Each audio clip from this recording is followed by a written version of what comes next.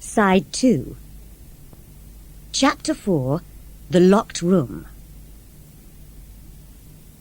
2 days later, there was a storm in the middle of the night. I was hot and I couldn't sleep. I got out of bed, went across to the window and looked out at the night.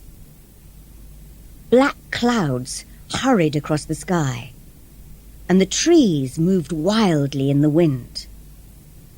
The rain made a loud noise on the window. I opened my window and put my head out into the wind and the rain. I looked at the other windows in the house. Most of them were dark, but one window had a light in it. Somebody isn't sleeping, I thought. Which room is that? There were 6 windows between my window and the room with the light. And there are 6 doors between my room and the locked door, I thought. That light is in the locked room. Somebody's in there. I put on my dressing gown and went out of my room. The house was dark, and at first I couldn't see very well. I walked along the passage and turned the corner. There it was, the locked room, and there was a light under the door. I went nearer and heard noises. Somebody's moving about in the locked room, I thought. Who is it? Then the light went off and the door opened. I was afraid to move. Somebody came out of the room and into the dark passage. Lightning suddenly lit up the house, and I saw who it was. It's Mr. Ross, I thought. What was he doing in that room in the middle of the night? I didn't move, and he didn't see me. He locked the door of the room carefully.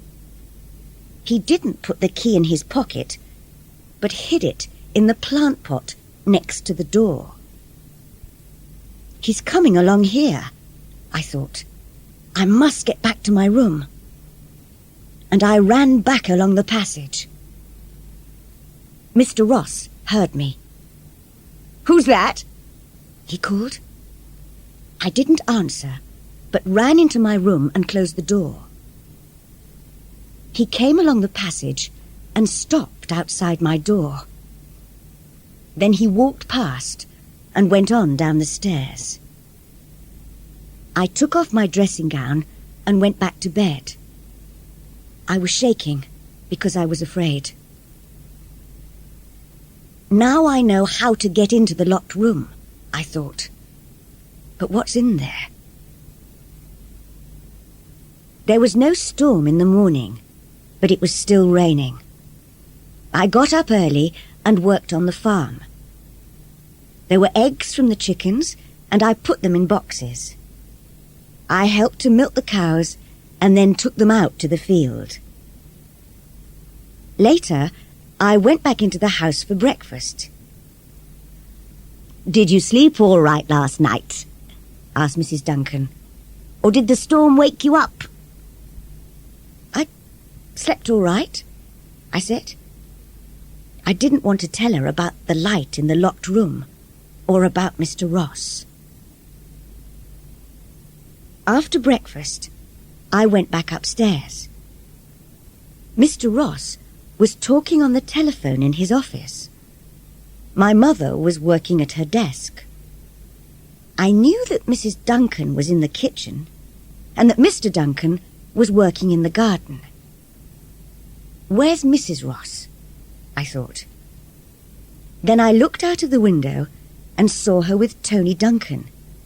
They were walking to the boat. He's taking her out in the boat, I thought. Perhaps she's going to Edinburgh. The boat moved away from the island, and I waited until it was out at sea. Then I opened the door of my room. There was nobody in the passage, and I ran along to the locked room. The key was still in the plant pot, and I took it out. My hand was shaking. Then I unlocked the door.